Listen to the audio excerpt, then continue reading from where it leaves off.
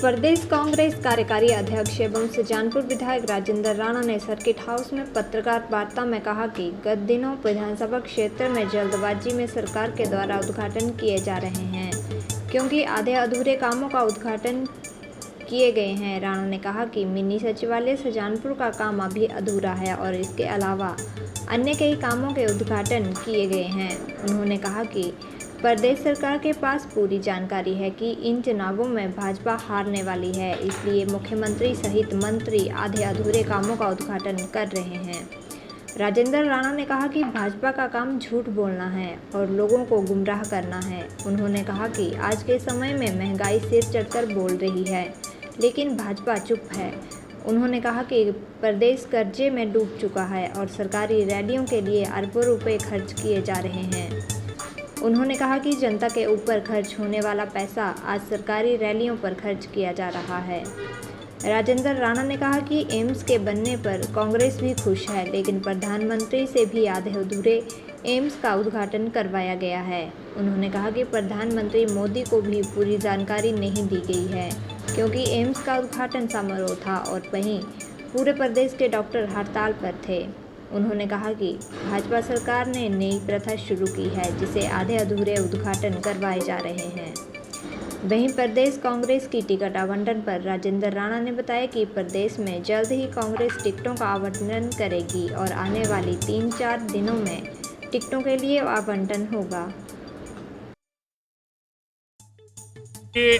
मुझे ऐसा लग रहा है कि हिमाचल प्रदेश की सरकार और इनके केंद्रीय मंत्री कुछ जल्दी में दिख रहे हैं, और यही कारण है कि सुजानपुर में एक दिन पहले केंद्रीय मंत्री अनुराग ठाकुर जी आए थे और ये देखने को मिला कि एक बिल्डिंग जो कि विधायक प्राथमिकता में है, लोक भवन, जिनका हर चुनाव क्षेत्र में निर्माण किया जा रहा है, आधी अधूरी बिल्डिंग का उद्घाटन करके चले गए। अधिकारियों के ऊपर दबाव बहुत था। मैंने पूछा कि आखिर क्या वजह है, क्या मजबूरी है, क्या कारण है कि आधी अधूरी भवन का आप उद्घाटन कर रहे हैं।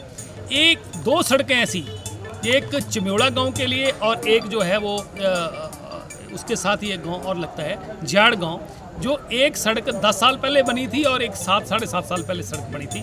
2 ऐसी सड़कों का उद्घाटन किया। आखिर क्या कारण है, क्या वजह है कि जो सड़कें 10-10 साल पहले बनी हैं उनका आप जो है उद्घाटन कर रहे हैं। विधायी प्राथमिकता में री से रंगड़ जो सड़क बनी उसका उद्घाटन किया गया। मुझे कोई आपत्ति नहीं है, उद्घाटन करें, पर कुछ आप करके दिखाएं अपने जो उनका केंद्रीय मंत्री के नाते या मेंबर पार्लियामेंट के नाते जो कंट्रीब्यूशन है उसका उद्घाटन करें, आपत्ति थोड़ी है। दूसरा, वहीं पर पिछले महीने की 9 तारीख को प्रदेश के मुख्यमंत्री सुजानपुर में उद्घाटन करके मिनी सचिवालय, जो कि कांग्रेस सरकार के समय उसका पूरा स्ट्रक्चर बन के तैयार हो गया था, उसका उद्घाटन किया गया, जबकि बिल्डिंग अभी तैयार ही नहीं हुई। अभी 2 महीने और लगेंगे उसको तैयार होने में। कोई दफ्तर वहाँ शिफ्ट नहीं किया गया, इसलिए कई एक रेस्ट हाउस था जो कांग्रेस सरकार के समय जो बनना शुरू हुए थे, उनका सभी अधूरी चीज़ों का जो उद्घाटन करके गए। इसलिए मुझे लगता है कि सरकार को इंटेलिजेंस की रिपोर्ट आई है या CID की रिपोर्ट आई है कि सरकार दोबारा नहीं बनने वाली। जिस तरीके से उपचुनाव में लोगों ने हिमाचल प्रदेश में भारतीय जनता पार्टी को करारा जवाब दिया था, इनके पास पूरी जानकारी है कि इन चुनावों में भारतीय जनता पार्टी का पूरा तरह सफाया होने वाला है। यही वजह है कि इनके मुख्यमंत्री और मंत्री अधूरे भवनों का उद्घाटन करने जा रही है। क्या क्या कमिटमेंट्स हैं वो कांग्रेस ने पूरी करनी है। भारतीय जनता पार्टी का काम झूठ बोलना है, लोगों को गुमराह करना है। हम भारतीय जनता पार्टी से जब ये पूछ रहे हैं कि 2014 में आपका क्या नारा था, बहुत हुई महंगाई की मार, अब की बार भाजपा सरकार, उस पर क्यों नहीं बोल रहे हैं? क्या महंगाई कम है? अब तो 300% रेट उन्होंने बढ़ा दिया। 400 रुपये वाला सिलेंडर आज जो है वो 1200 रुपये में हिमाचल प्रदेश में मिल रहा है। तेल की बोतल जो 70 रुपये में मिलती थी वो आज 210 रुपये में मिल रही है। तो महंगाई आसमान छू रही है, उस पर कोई चर्चा करने के लिए भारतीय जनता पार्टी की सरकार और पार्टी तैयार नहीं है। वहीं पर बेरोजगारों के साथ क्या क्या हुआ, पुलिस में भर्ती के में पेपर बेच दिए गए, अग्निवीर लाकर आर्मी में जाने के लोगों के रास्ते बंद कर दिए। इसी तरीके से बेरोजगारी इतनी तेजी से बढ़ी है, उस पर कोई भारतीय जनता पार्टी चर्चा करने के लिए तैयार नहीं है। भारतीय जनता पार्टी का सिंगल एजेंडा है, हिमाचल प्रदेश कर्जे में डूब चुका है और इस कर्जे में डुबोने के लिए भारतीय जनता पार्टी का योगदान बहुत बड़ा है।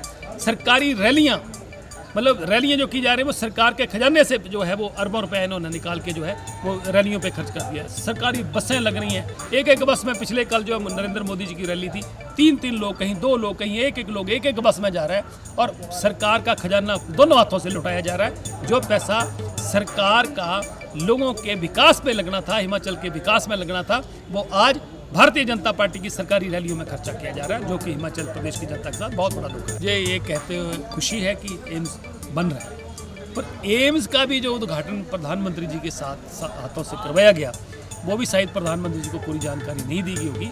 वो एम्स भी वो भी अधूरा है, वो मुकम्मल नहीं हुआ। उधर उद्घाटन करने के लिए जा रहे हैं और हिमाचल प्रदेश में सारे डॉक्टर जो है वो स्ट्राइक पे जा रहे हैं। तो क्या कारण है कि डॉक्टरों को स्ट्राइक पर जाना पड़ा?